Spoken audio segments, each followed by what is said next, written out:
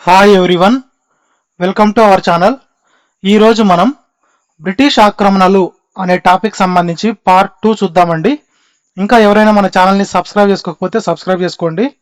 అలాగే ఈ వీడియోని మీ ఫ్రెండ్స్ కూడా షేర్ చేయండి. సో ఇక్కడ చాలా ఇంపార్టెంట్ క్వశ్చన్స్ అనేవి కవర్ చేసామండి గ్రూప్ 2 లెవెల్లో. అంటే చాలా అంటే క్వశ్చన్ ప్యాటర్న్స్ అనేది ఏ విధంగా ఉంది అంటే statement based, match the following, chronology, matching pairs, application based, assertion reason, incorrect statements, ఇట్లాంటి ప్రతి ప్యాటర్న్ కవర్ చేయడం జరిగిందండి. సో ప్రతి ఒక్కరు ఈ వీడియో చివరి దాకా చూడండి, మంచి కంటెంట్ అనేది తెలుసుకుంటారు. ఆల్మోస్ట్ 70 క్వశ్చన్స్ అనేవి ప్రిపేర్ చేయడం జరిగిందండి. సో ఎవరు స్కిప్ చేయొద్దండి, చాలా మంచి కంటెంట్ అనేది తెలుసుకుంటారు. ఇంకా స్టార్ట్ చేద్దాం. ఫస్ట్ క్వశ్చన్ సంబంధించి క్రింది ప్రకటనలను పరిశీలించండి. శాశ్వత మైత్రి ఒప్పందం ప్రకారం ఫ్రెంచ్ వారిని శాశ్వత మైత్రి ఒప్పందం 1809 ప్రకారం ఫ్రెంచ్ వారిని సింధులోకి రానివ్వకూడదని, స్థావరాలు ఏర్పాటు చేసుకోనివ్వకూడదని అమీర్లు అంగీకరించారు.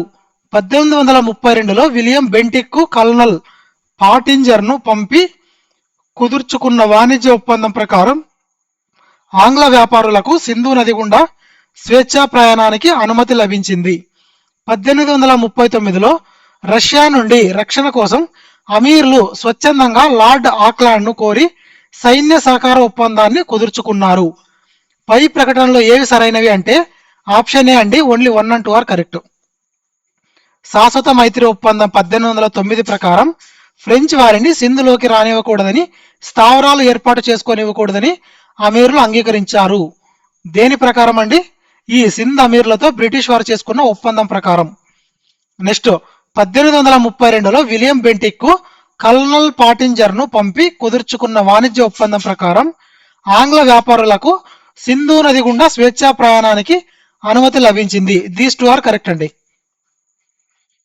లార్డ్ మింటోవన్ కాలంలో 1809లో ఫ్రెంచ్ వారిని నిషేధిస్తూ శాశ్వత మైత్రి ఒప్పందం జరిగింది. 1820లో అమెరికన్లను కూడా నిషేధించారంటండి. 1832లో సింధు నదిని వాణిజ్యానికి వాడుకోవడానికి విలియం బెంటిక్ కల్నల్ పాటింజర్ను పంపాడు. అయితే 1839 నాటి సైన్య సహకార ఒప్పందం అమీర్లకు ఇష్టం లేకపోయినా బ్రిటిష్ వారు బలవంతంగా వారిపై రుద్దారు. కాబట్టి స్టేట్మెంట్ 3 అనేది రాంగ్ అండి. ఇక్కడేమన్నారు? స్వచ్ఛందంగా అన్నారండి. అక్కడ స్వచ్ఛందంగా కాదు, 1839 నాటి సైన్య సహకార ఒప్పందం అమీర్లకు ఇష్టం లేకపోయినా బ్రిటిష్ వారు బలవంతంగా వారిపై రుద్దారంటండి. నెక్స్ట్ క్వశ్చన్, సింధ్ ఆక్రమణ 1843 కాలం నాటి యుద్ధాలు మరియు వ్యాఖ్యలకు సంబంధించిన క్రింది జతలలో ఏది లేదా ఏవి సరైనవి? సింధ్ ఆక్రమణకు దారితీసిన యుద్ధాలు మియానీ యుద్ధం మరియు డాబో యుద్ధం. సింధ్ను ఆక్రమించే హక్కు మనకు లేదు, కానీ ఇది ప్రయోజనకరమైన మోసపూరిత చర్య. Sir Charles Napier. వర్ణన, సింధ్ ఆక్రమణను ఆఫ్ఘన్ తుఫాన్ యొక్క తోక అని అభివర్ణించింది lord Ellenborough. Option B correct అండి, ఓన్లీ 1 and 2 ఆర్ కరెక్ట్. 1843లో జరిగిన మియానీ మరియు డాబో యుద్ధాలలో సింధ్ అమీర్లను ఓడించి ఆ ప్రాంతాన్ని బ్రిటిష్ సామ్రాజ్యంలో విలీనం చేశారంటండి.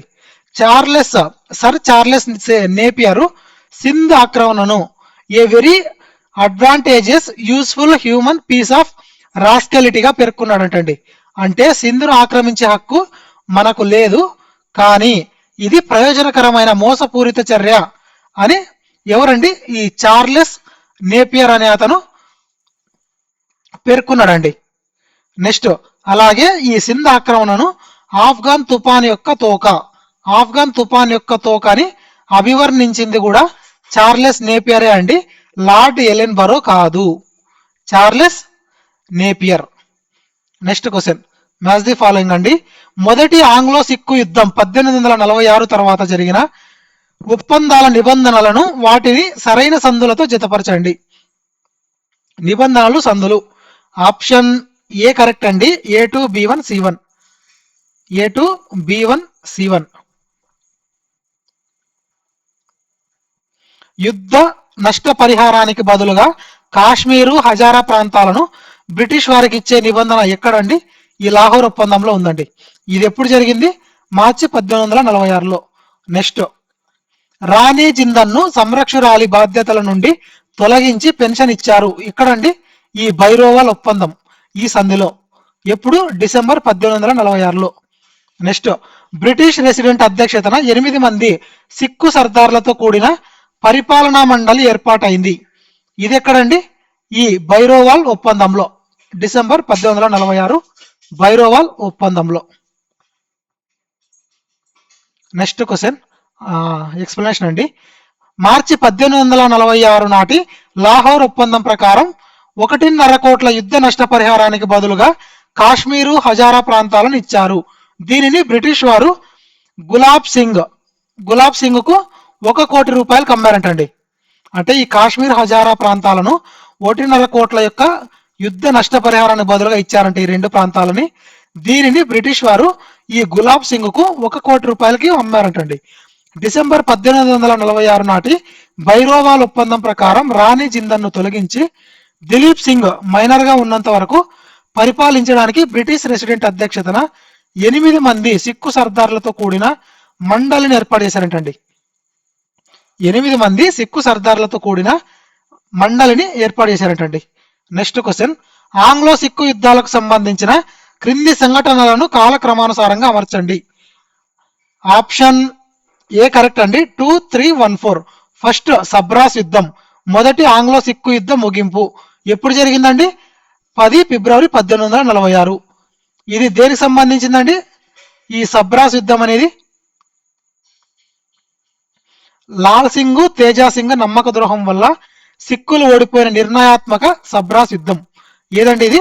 లాల్ సింగ్, తేజా సింగ్ నమ్మక ద్రోహం వల్ల సిక్కులు ఓడిపోయిన నిర్ణయాత్మక సబ్రాస్ యుద్ధం.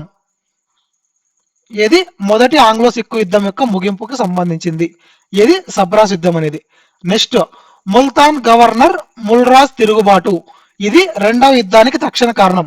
ఎప్పుడు జరిగింది? 1848లో. ఇది దేనికి సంబంధించిందండి? గవర్నర్ ముల్రాజ్ తిరుగుబాటు మరియు 2 బ్రిటిష్ అధికారుల యొక్క హత్యకు సంబంధించింది. నెక్స్ట్, చిలియస్వాలా యుద్ధం. ఇది రెండో ఆంగ్లో సిక్కు యుద్ధం సంబంధించింది, 13 జనవరి 1849. ఇది దేనికి సంబంధించిందంటే ఈ చిలియస్వాలా యుద్ధం సంబంధించిందండి. నెక్స్ట్, గుజరాత్ యుద్ధం లేదా బ్యాటిల్ ఆఫ్ గన్స్ రెండవ యుద్ధం ముగింపు సంబంధించింది, 21 ఫిబ్రవరి 1849. ఇది చార్లెస్ నేపియర్ నేతృత్వంలో సిక్కు సైన్యం ఘోరంగా ఓడిపోయిన బ్యాటిల్ ఆఫ్ గన్స్ గుజరాత్ యుద్ధానికి సంబంధించిందండి. నెక్స్ట్ క్వశ్చన్, రెండవ ఆంగ్లో సిక్కు యుద్ధం 1848 నుండి 1849 ఫలితాలకు సంబంధించి క్రింది ప్రకటనలో ఏది సరైనది కాదు? ఇన్కరెక్ట్ అడిగారండి. ఇన్కరెక్ట్ వచ్చేటప్పటికి ఆప్షన్ సి అండి. అంటే ఓన్లీ 3 మాత్రమే ఇన్కరెక్ట్, రిమైనింగ్ 2 ఆర్ కరెక్ట్ అండి. అవేవో చూద్దాము. రెండో ఆంగ్లో సిక్కు యుద్ధం ఎప్పుడు జరిగింది? 1848 నుండి 1849 వరకు జరిగింది. దీనికి సంబంధించిన సరైన ప్రకటనలు ఏవేవి? 1849 మార్చి 29న లార్డ్ డల్హౌసీ పంజాబ్ ను పూర్తిగా బ్రిటిష్ సామ్రాజ్యంలో కలిపేశాడు. ఇదొకటి. మైనర్ రాజు దలీప్ సింగ్ కు పెన్షన్ మంజూరు చేసి పై చదువుల కోసం ఇంగ్లాండ్ కు పంపించారు. ఇది కూడా ఇంకొక వ్యాలిడ్ పాయింట్. మైనర్ రాజు దలీప్ సింగ్ కు పెన్షన్ మంజూరు చేసి పై చదువుల కోసం ఇంగ్లాండ్ కు పంపారు. ఇది ఎక్కడ సంబంధించిందండి? రెండో ఆంగ్లో సిక్కు యుద్ధం యొక్క ఫలితాలకు సంబంధించింది. పంజాబ్ ఆక్రమణ తర్వాత సిక్కుల వద్ద ఉన్న ప్రసిద్ధ కోహినూర్ వజ్రాన్ని డల్హౌసీ స్వాధీనం చేసుకొని ఇంగ్లాండ్ పంపాడంటండి. డల్హౌసీ స్వాధీనం చేసుకొని ఇంగ్లాండ్ పంపాడు. ఇది బ్రిటిష్ రాణి కిరీటాన్ని అలంకరించింది.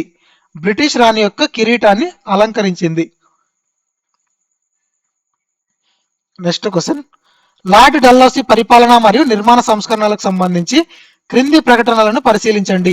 డల్హౌసీ తెచ్చిన సంస్కరణలు ఆధునిక రైల్వేలు, టెలిగ్రాఫ్ మరియు పరిపాలనా వ్యవస్థలకు పునాది వేయడం వల్ల అతనిని ఆధునిక భారత నిర్మాత అని పిలుస్తారు. డల్హౌసీ తెచ్చిన సంస్కరణలు ఆధునిక రైల్వేలు, టెలిగ్రాఫ్ మరియు పరిపాలనా వ్యవస్థలకు పునాది వేయడం వల్ల అతనిని ఆధునిక భారత నిర్మాత అని పిలుస్తారు. భారతదేశ విద్యా విధాన మాగ్నా కార్టా అని పిలువబడే చార్లెస్ వుడ్స్ నేతృత్వంలోని వుడ్స్ డిస్పాచ్ 1854ను డల్హౌసీ కాలంలోనే అమలు చేశారు. పై ప్రకటనకు సంబంధించి క్రింది వాటిలో ఏది సరైనది అంటే ఆప్షన్ బి అండి. Both statements are correct, but statement wise statement 2 is not correct explanation of statement 1. ఎందుకంటే ఇక్కడేమో డల్హౌసీ తెచ్చిన సంస్కరణల గురించి డిస్కస్ చేశారు. ఇక్కడేం చెప్పారు, భారతదేశ విద్యా విధాన మాగ్నా కార్టా అని పిలువబడే చార్లెస్ వుడ్స్ నేతృత్వంలో వుడ్స్ డిస్పాచ్ ను డల్హౌసీ కాలంలో అమలు చేశారు. డల్హౌసీ కాలంలో అమలు చేశారు కానీ ఈ డల్హౌసీకి సంబంధించిన ఇన్ఫర్మేషన్ అయితే కాదండి ఇది. ఇదైతే డల్హౌసీ తెచ్చిన సంస్కరణలు, ఇదైతే డల్హౌసీ కాలంలో అమలు మాత్రమే చేశారండి. కానీ ఇది భారతదేశ విద్యా విధాన మాగ్నా కార్టా అనేది దేనికి సంబంధించింది, ఈ చార్లెస్ వుడ్ నేతృత్వంలో జరిగింది, వుడ్స్ డిస్పాచ్ సంబంధించింది. సో రెండు ఎక్స్ప్లెనేషన్ వైజ్ నాట్ కరెక్ట్ అండి. డల్హౌసీ భారతదేశంలో మొదటి rail 1853 Bombay to Thane telegraph Calcutta to Agra ప్రవేశపెట్టడం మరియు పీడబ్ల్యూడి శాఖను ఏర్పాటు చేయడం వల్ల అతనిని ఆధునిక భారత నిర్మాత అని అంటారండి. ఎవరినండి, లార్డ్ డల్హౌసీని. నెక్స్ట్ విద్యారంగంలో 1854 వుడ్స్ డిస్పాచ్ కూడా అతని కాలంలోనే వచ్చింది. అయితే ప్రకటన 2 అనేది ప్రకటన 1కి వివరణ కాదు, అది విద్యా సంస్కరణలకు సంబంధించిన స్వతంత్ర చారిత్రక సత్యం, ఆల్రెడీ డిస్కస్ చేశాము. నెక్స్ట్ క్వశ్చన్, రాజ్య సంక్రమణ సిద్ధాంతం కింద కాకుండా కేవలం పరిపాలనా వైఫల్యం లేదా దుష్ట పరిపాలన నెపంతో లార్డ్ డల్హౌసీ బ్రిటిష్ సామ్రాజ్యంలో విలీనం చేసిన ఏకైక పెద్ద రాజ్యం ఏది అంటే ఆప్షన్ సి అండి, అవధ్ ప్రాంతం అండి. రాజ్య సంక్రమణ సిద్ధాంతం కింద కాకుండా అంటే డాక్ట్రిన్ ఆఫ్ ల్యాబ్స్ కింద కాకుండా కేవలం పరిపాలనా వైఫల్యం లేదా దుష్ట పరిపాలన నెపంతో లార్డ్ డల్హౌసీ బ్రిటిష్ సామ్రాజ్యంలో విలీనం చేసిన ఏకైక పెద్ద రాజ్యం ఏదైనా ఉందా అంటే అదేంటంటే అవధ్ ప్రాంతం అండి. ఏకైక పెద్ద రాజ్యం అండి అడిగింది, అది ఏకైక పెద్ద రాజ్యం అవధ్ ప్రాంతము. ఇది ఎప్పుడు అంటే 1856లో. ఎక్కడ విలీనం చేశారండి, బ్రిటిష్ సామ్రాజ్యంలోకి విలీనం చేశారు. ఎవరండి, లార్డ్ డల్హౌసీ. దేని ద్వారా, పరిపాలనా వైఫల్యం ద్వారా లేదా దుష్ట పరిపాలన నెపంతో. అవధ్ రాజ్యంలో ఎటువంటి వారసత్వ సమస్య లేకపోయినా జేమ్స్ అవుట్రామ్ ఇచ్చిన నివేదిక ఆధారంగా పరిపాలనా వైఫల్యం సాకుగా చూపి, అంటే పరిపాలనా వైఫల్యం అనే దీన్ని ఒక అడ్వాంటేజ్ గా తీసుకొని, అంటే ఇది రియల్ గా ప్రూవ్ అవ్వలేదు కానీ దాన్ని ఒక రీజన్ గా తీసుకొని దాన్ని ఒక సాక్ష్యంగా చూపించుకొని 1856లో ఈ అవధ్ను బ్రిటిష్ సామ్రాజ్యంలో కలిపేశారంటండి. అప్పటి అవధ్ చివరి నవాబు వాజిద్ అలీ షా మిగిలిన రాజ్యాలైన సతారా, ఝాన్సీ, నాగ్పూర్ వంటివి రాజ్య సంక్రమణ సిద్ధాంతం మగ వారసుడు లేకపోవడం కింద ఆక్రమించబడ్డాయంటండి. ఏవేవి, మిగిలిన రాజ్యాలైన సతారా, ఝాన్సీ, నాగపూర్ వంటి రాజ్య సంక్రమణ సిద్ధాంతం కింద ఆక్రమించబడ్డాయి. రాజ్య సంక్రమణ సిద్ధాంతం దేని గురించి తెలుపుతుందంటే ఈ మగ వారసుడు లేకపోవడం గురించి తెలుపుతుందండి. నెక్స్ట్ క్వశ్చన్, 1856లో లార్డ్ డల్హౌసీ చేసిన అవధ్ ఆక్రమణ 1857 సిపాయిల తిరుగుబాటుకు అత్యంత కీలకమైన పునాదిగా మారింది. బ్రిటిష్ బెంగాల్ సైన్యంలోని అత్యధిక శాతం సిపాయిలు అవధ్ ప్రాంతానికి చెందిన వారే మరియు తమ సొంత రాజ్యాన్ని మోసపూరితంగా ఆక్రమించడం వారిలో బ్రిటిష్ పాలనపై తీవ్ర ద్వేషాన్ని పెంచింది. Option A is the correct answer అండి. Both assertion and reason correct అండి. అవధ్ ఆక్రమణ అక్కడి ప్రజల సిపాయిల ఆత్మగౌరవాన్ని దెబ్బతీసిందంట. ఏదండి, అవధ్ ప్రాంతం ఆక్రమించడం వల్ల. బెంగాల్ సైన్యంలోని ఎక్కువ మంది సిపాయిలు అవధ్ వారే కావడం వల్ల వారిలో తీవ్ర అసంతృప్తి రగిలింది. దీనితో పాటు భూస్వాములు అంటే తాలూకారులు ఎస్టేట్లు కోల్పోవడం, ప్రజలపై కొత్త భూమి శిస్తు భారం పడటం, దీనివల్ల 1857 సిపాయిల తిరుగుబాటులో అవధ్లోని వయోజన జనాభాలో దాదాపు 3 లేదా 4 వంతు మంది స్వచ్ఛందంగా పాల్గొన్నారంటండి. 3 లేదా 3/4 వంతు మంది స్వచ్ఛందంగా పాల్గొన్నారంటండి. నెక్స్ట్ క్వశ్చన్, మొదటి ఆంగ్లో సిక్కు యుద్ధం తర్వాత ఎప్పుడండి మొదటి ఆంగ్లో సిక్కు యుద్ధం జరిగింది? 1846. ఈ మొదటి ఆంగ్లో సిక్కు యుద్ధం తర్వాత బ్రిటిష్ వారు పంజాబ్ ను వెంటనే ఎందుకు ఆక్రమించలేదు అనే విశ్లేషణకు సంబంధించి క్రింది వాటిలో ఏది సరైన కారణం కాదు? ఇన్కరెక్ట్ రీజన్ అడిగారండి. ఇన్కరెక్ట్ రీజన్ అడిగారు, బాగా గమనించాలి క్వశ్చన్. ఇన్కరెక్ట్ వచ్చేటప్పటికి ఆప్షన్ డి అండి, remaining are correct. So correct ఏవేవో చూద్దాము. దేనికి సంబంధించింది? మొదటి ఆంగ్లో సిక్కు యుద్ధం తర్వాత బ్రిటిష్ వారు పంజాబ్ ను ఎందుకు ఆక్రమించలేదో దానికి గల సరైన రీజన్, సరైన కారణాలండి. ఇక్కడ క్వశ్చన్ అడిగింది అయితే సరి కానిది అడిగారు, కానీ మనం డిస్కస్ చేస్తున్నది సరైనవి. సరి కానిది ఆల్రెడీ ఎలిమినేట్ చేసేసాం. ఏది? డి అనేది ఎలిమినేట్ చేసేసాం ఈజీగా. సో కరెక్ట్ స్టేట్మెంట్స్ అనేవి ఇప్పుడు డిస్కస్ చేయబోతున్నాం. ఖాల్సా సైన్యం పూర్తిగా నాశనం కాలేదు మరియు సిక్కుల నుంచి గెరిల్లా దాడులు ముప్పు ఉందని బ్రిటిష్ వారు భయపడ్డారు. ఇది కూడా ఒక కారణం అండి, ఆక్రమించకపోవడానికి గల కారణం. ఏదాన్ని? మొదటి ఆంగ్లో సిక్కు యుద్ధం తర్వాత బ్రిటిష్ వారు పంజాబ్ ను వెంటనే ఎందుకు ఆక్రమించలేదు అంటే ఖాల్సా సైన్యం అనేది పూర్తిగా నాశనం కాలేదు మరియు సిక్కుల నుంచి గెరిల్లా దాడుల ముప్పు ఉందని బ్రిటిష్ వారు భయపడ్డారంటండి. ఇదొక పాజిటివ్ వ్యాలిడ్ రీజన్. నెక్స్ట్, విశాలమైన పంజాబ్ ను పాలించే వనరులు ఆ సమయంలో బ్రిటిష్ వారి వద్ద లేవు. విశాలమైన పంజాబ్ ను పాలించే వనరులు ఆ సమయంలో బ్రిటిష్ వారి వద్ద లేవు. ఇది కూడా ఒక వ్యాలిడ్ రీజను. ఆక్రమణకు ముందే పంజాబ్ ను ప్రాదేశికంగా, సైనికంగా, ఆర్థికంగా బలహీనపరిచే వ్యూహాన్ని అమలు చేయాలనుకున్నారు. ఆక్రమణకు ముందే పంజాబ్ ను ప్రాదేశికంగా, సైనికంగా, ఆర్థికంగా బలహీనపరిచే వ్యూహాన్ని అమలు చేయాలనుకున్నారు. దీస్ ఆర్ వ్యాలిడ్ రీజన్స్ అండి, కరెక్ట్ స్టేట్మెంట్స్. కానీ ఇన్కరెక్ట్ అడిగారు కాబట్టి option D is the wrong answer. అది ఎందుకు రాంగో కూడా చూద్దామండి. మొదటి ఆంగ్లో సిక్కు యుద్ధం తర్వాత పంజాబ్ ను వెంటనే ఆక్రమించకపోవడానికి ఏబీసీ అనేవి కరెక్టే. అయితే కోహినూర్ వజ్రాన్ని 1846లో దలీప్ సింగ్ అనే అతను ఇవ్వలేదండి. దానిని రెండవ ఆంగ్లో సిక్కు యుద్ధం ముగిసి పంజాబ్ పూర్తిగా ఆక్రమించబడిన తర్వాతనే, అంటే 1849లో డల్హౌసీ స్వాధీనం చేసుకున్నాడు అండి.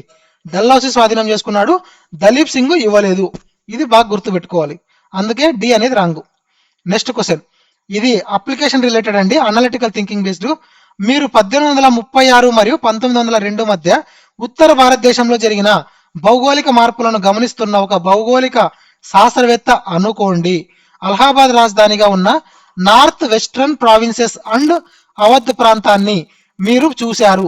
ఈ ప్రాంతం యొక్క చారిత్రక పరిణామం ప్రకారం ఆధునిక కాలంలో ఈ మొత్తం భూభాగం ఏ రాష్ట్రంగా రూపాంతరం చెందింది అంటే ఆప్షన్ సి అండి, ఉత్తరప్రదేశ్ అండి. ఉత్తరప్రదేశ్ 1836లో ఏర్పడిన వాయువ్య ప్రావిన్సులు 1856లో అవధ్ ఆక్రమణ తర్వాత north western provinces and Awadh గా మారాయంటండి. దీని రాజధాని అలహాబాదు. 1902లో ఈ ప్రాంతాన్ని మరింత పునర్వ్యవస్థీకరించి united provinces of Agra and Awadh గా మార్చారు. ఇదే తర్వాతి కాలంలో ఉత్తరప్రదేశ్ గా రూపాంతరం చెందిందంటండి. నెక్స్ట్ క్వశ్చన్, 1843 బ్రిటిష్ ఆక్రమణకు ముందు సింధ్ ప్రాంతపు అంతర్గత రాజకీయ నిర్మాణానికి సంబంధించి క్రింది ప్రకటనలు పరిశీలించండి. 1780ల నాటికి సింధ్ ప్రాంతం బలూచ్ తెగకు చెందిన తల్పూరా వంశం చేతుల్లో వెళ్ళింది. ఈ వంశానికి మొదటి ప్రముఖ నాయకుడు మీర్ ఫతే అలీ ఖాన్. అతని మరణాంతరం సింధ్ పాలనను అతని 4 సోదరులు పంచుకున్నారు. వీరిని చార్ యార్ లేదా సింధ్ అమీర్లు అని పిలిచేవారు. పై ప్రకటనలో ఏవి సరైనవి అంటే ఆప్షన్ డి అండి. 3 స్టేట్మెంట్స్ ఆర్ కరెక్ట్ అండి. దేనికి సంబంధించింది ఇది? 1843 బ్రిటిష్ ఆక్రమణకు ముందు సింధ్ ప్రాంతపు అంతర్గత రాజకీయ నిర్మాణానికి సంబంధించిందండి. సింధ్ అంతర్గత రాజకీయ పరంగా పూర్తిగా సరైనవి. 1780ల నాటి సింధ్ ప్రాంతం తల్పురా వంశం అంటే బలూచ్ తెగ నియంత్రణలోకి వచ్చింది. మీర్ ఫతే అలీ ఖాన్ తర్వాత అతని 4 సోదరులు ఉమ్మడిగా పాలన పంచుకోవడం వల్ల వారిని చార్ యార్ లేదా సింధ్ అమీర్లు అని పిలిచేవారంటండి.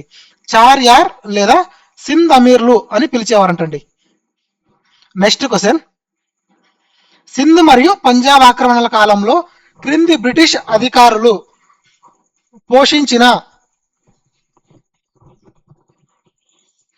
కవ్వింపు చర్యలు లేదా పరిపాలనా బాధ్యతలను జతపరచండి. అధికారులు, వారి యొక్క పాత్రలు. Option A is the correct answer అండి. A2, B1, C3. Sir Henry Lawrence అనే అధికారి యొక్క పాత్ర ఏంటి అంటే 1846 లాహోర్ ఒప్పందం తర్వాత లాహోర్కు బ్రిటిష్ రెసిడెంట్ గా నియమితుడైన అధికారి అండి.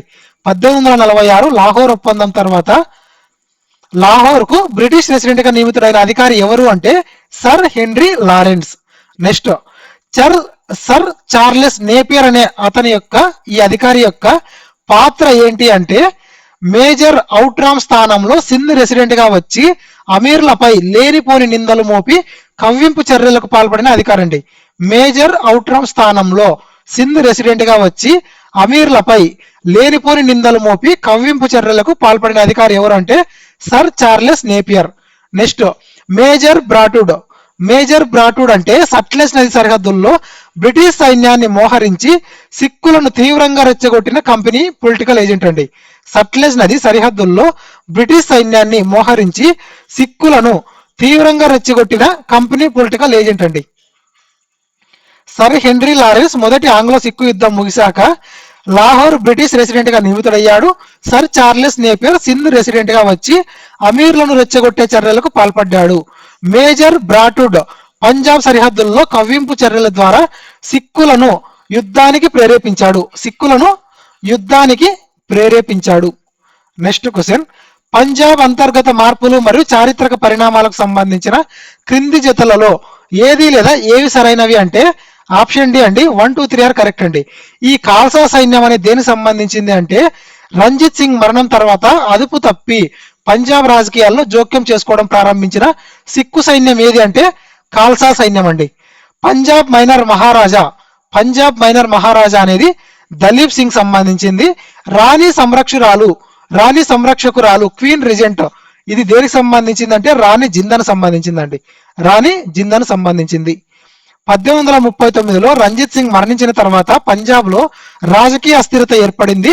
దీనివల్ల ఖాల్సా సైన్యం రాజకీయాల్లో జోక్యం చేసుకోవడం మొదలుపెట్టింది. 1843లో మైనర్ అయిన దలీప్ సింగ్ మహారాజాగా అతని తల్లి రాణి జిందన్ సంరక్షకురాలిగా బాధ్యతలు చేపట్టారు. So option D is the correct answer అండి. లార్డ్ డల్హౌసీ హయాంలో జరిగిన క్రింది ఆక్రమణలు లేదా ప్రాదేశిక విలీనాలను కాలక్రమానుసారంగా మొదటి నుండి చివరికి అమర్చండి. రెండవ ఆంగ్లో సిక్కు యుద్ధం తర్వాత పంజాబ్ ను పూర్తిగా బ్రిటిష్ సామ్రాజ్యంలో విలీనం చేయడం, రాజ్య సంకలన సిద్ధాంతం కింద ఝాన్సీని ఆక్రమించడం, రాజ్య సంకలన సిద్ధాంతం కింద మొట్టమొదటిగా సతారాను ఆక్రమించడం, నాగ్పూర్ సంస్థానాన్ని బ్రిటిష్ సామ్రాజ్యంలో కలుపుకోవడం. Option A is the correct answer అండి. 3, 1, 2, 4. ఫస్ట్ సతారా 1848లో, పంజాబ్ ఆక్రమణ 29 మార్చి 1849లో, ఝాన్సీ ప్రాంతం 1853, next Nagpur 1854. So 3, 1, 2, 4. Next question, మొదటి ఆంగ్లో సిక్కు యుద్ధం ప్రారంభం ఘట్టానికి సంబంధించి క్రింది ప్రకటనలో ఏది సరైనది కాదు? మొదటి ఆంగ్లో సిక్కు యుద్ధం ఎప్పుడు జరిగిందండి? 1845లో. దీనికి సంబంధించింది ఇన్కరెక్ట్ స్టేట్మెంట్ అడిగారండి. సరైనది అడగలేదు, సరికానిది అడిగారండి. సో సరికానిది వచ్చేటప్పటికి ఆప్షన్ సి అండి. ఓన్లీ 3 మాత్రమే incorrect, remaining 1 and 2 are correct అండి. సో చూద్దాము. బ్రిటిష్ వారి సైన్యం మోహరింపుకు రక్షణ చర్యగా లాల్ సింగ్ నేతృత్వంలోని సిక్కు సైన్యం 1845 డిసెంబర్ 11న సట్లెజ్ నదిని దాటింది. సిక్కుల చర్యను ఆక్రమణ చర్యగా పేర్కొంటూ లార్డ్ హార్డింజ్ 1845 డిసెంబర్ 13న యుద్ధం ప్రకటించాడు. మొదటి ఆంగ్లో సిక్కు యుద్ధం ప్రారంభమైనప్పుడు బ్రిటిష్ సైన్యానికి సర్ హ్యూ గోప్ నాయకత్వం వహించాడు. సర్ చార్లెస్ నేపియర్ కాదు. ఇక్కడ ఈ మొదటి ఆంగ్లో సిక్కు యుద్ధం ప్రారంభమైనప్పుడు బ్రిటిష్ సైన్యానికి ఎవరు నాయకత్వం వహించారండి? సర్ హ్యూ గోప్ అండి. Sir Hugh Gough. Charles Napier అనే అతను కాదు. నేపియర్ అనే అతను ఆ సమయంలో సింధు ప్రాంతంలో ఉన్నాడు, పంజాబ్ యుద్ధంలో కాదు. నేపియర్ అనే అతను ఆ సమయంలో సింధు ప్రాంతంలో ఉన్నాడండి, కానీ పంజాబ్ యుద్ధంలో కాదు. సో స్టేట్మెంట్ 3 అనేది రాంగు. నెక్స్ట్ క్వశ్చన్, ప్రారంభ ఆంగ్లో అవధ్ ఒప్పందాలు మరియు బఫర్ స్టేట్ భావనకు సంబంధించి క్రింది ప్రకటనలను పరిశీలించండి. 1764 బక్సార్ యుద్ధంలో గెలిచిన తర్వాత రాబర్ట్ క్లైవ్ అవధ్ను నేరుగా ఆక్రమించకుండా దానిని ఒక బఫర్ స్టేట్ రక్షణ వలయంగా మార్చాడు. కంపెనీ భూభాగాలకు బెంగాల్ మరియు పశ్చిమ భారతదేశంలోని మరాఠాలకు మధ్య ఒక రక్షణ వలయాన్ని ఏర్పాటు చేయడమే దీని వెనుక ఉన్న వ్యూహాత్మక రాజకీయ ఉద్దేశం. పై ప్రకటనలకు సంబంధించి క్రింది వాటిలో సరైనవేవి అంటే ఆప్షన్ ఏ అండి.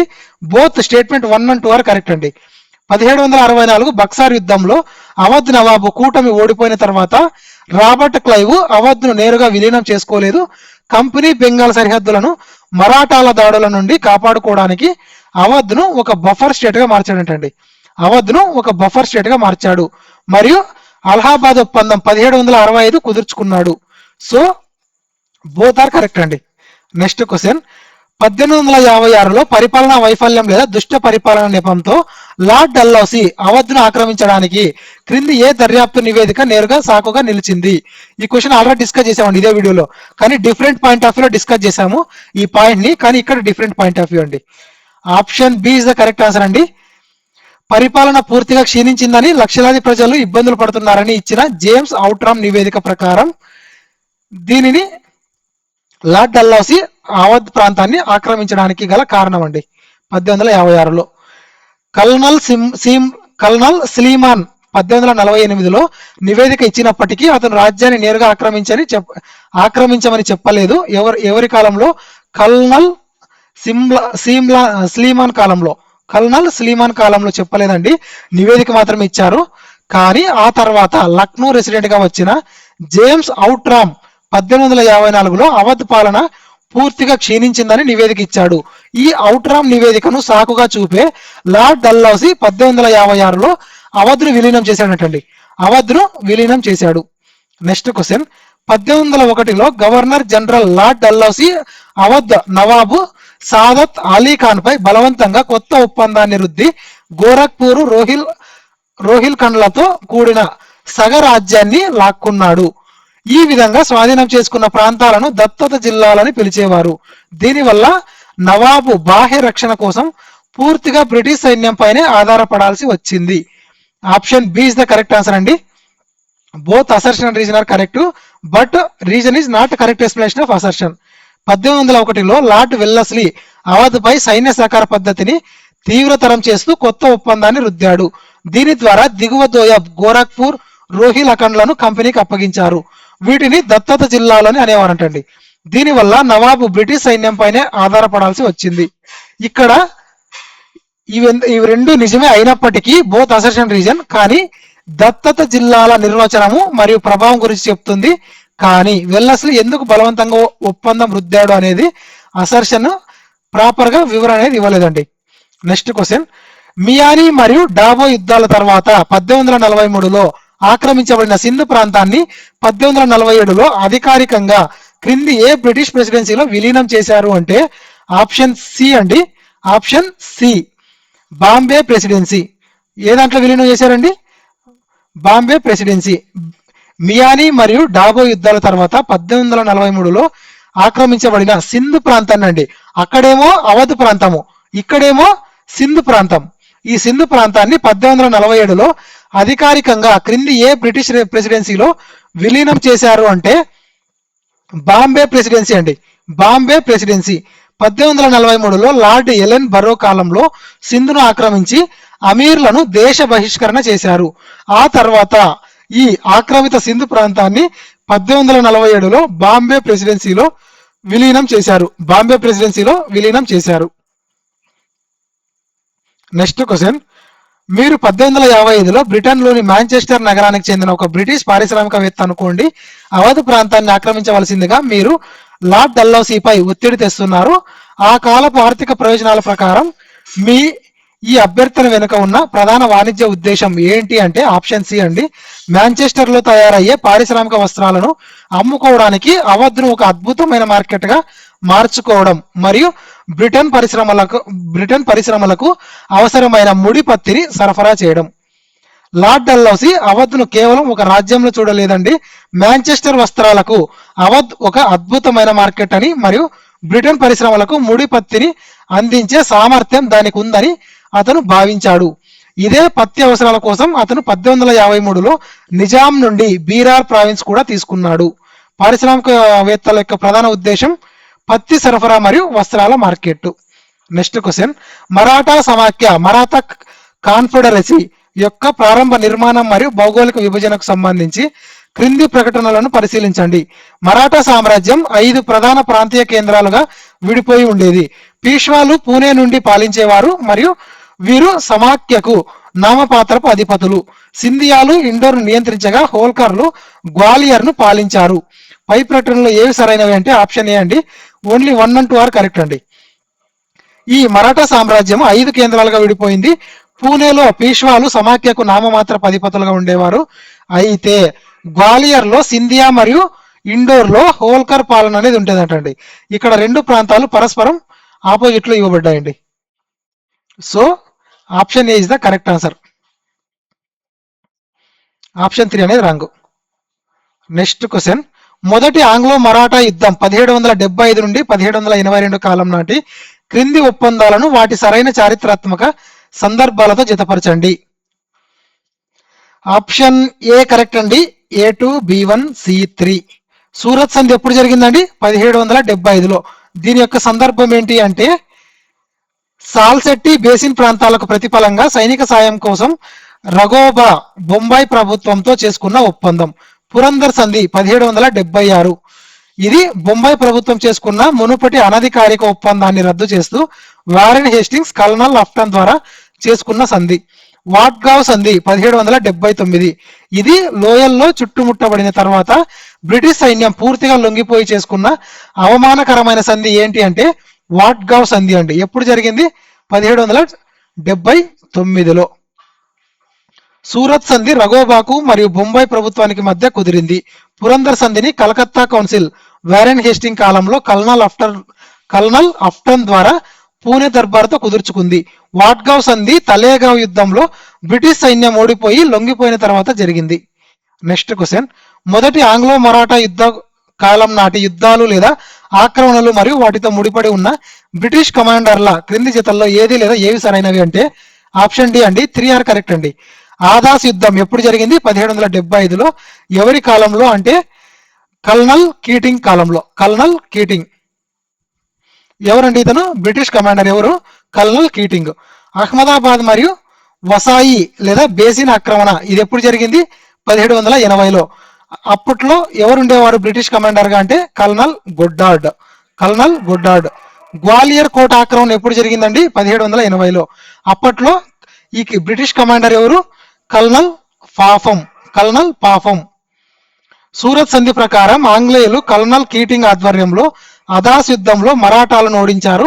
కల్నల్ గొడ్డార్డ్ బెంగాల్ నుండి బయలుదేరి 1780లో అహ్మదాబాదు వసాయిలను ఆక్రమించాడు. కల్నల్ పాఫం నేతృత్వంలోని సైన్యం శత్రు దుర్భేద్యమైన గ్వాలియర్ కోటను ఆక్రమించింది. శత్రు దుర్భేద్యమైన గ్వాలియర్ కోటను ఆక్రమించింది. నెక్స్ట్ క్వశ్చన్, మొదటి ఆంగ్లో మరాఠా యుద్ధానికి సంబంధించిన క్రింది సైనిక ఘర్షణలు మరియు రాజకీయ పరిణామాలను కాలక్రమానుసారంగా అమర్చండి. కాలక్రమానుసారం ఫస్ట్ సెకండ్ 1 వస్తుంది, తర్వాత 4, తర్వాత 1, తర్వాత 3. మరాఠాలు కాలిపోయిన భూమి వ్యూహం ఉపయోగించిన తలేగావ్ యుద్ధం అండి. ఇది సారీ అండి, ఫస్ట్ సెకండ్ 1 వస్తుంది. రెండవ మాధవరావు రక్షణ కోసం నానా ఫడ్నవీస్ నేతృత్వంలో 12 మంది మంత్రులతో కూడిన బార్బాయ్ కౌన్సిల్ ఏర్పాటు ఏది అంటే నారాయణరావు హత్య తర్వాత బార్బాయ్ కౌన్సిల్ ఏర్పాటు జరిగిందండి. ఎప్పుడు అంటే 1775లో. నెక్స్ట్, మరాఠాలు కాలిపోయిన భూమి వ్యూహం ఉపయోగించిన తలేగావ్ యుద్ధం అనేది ఈ తలేగావ్ యుద్ధం ఎప్పుడు జరిగిందంటే జనవరి 1779 అండి.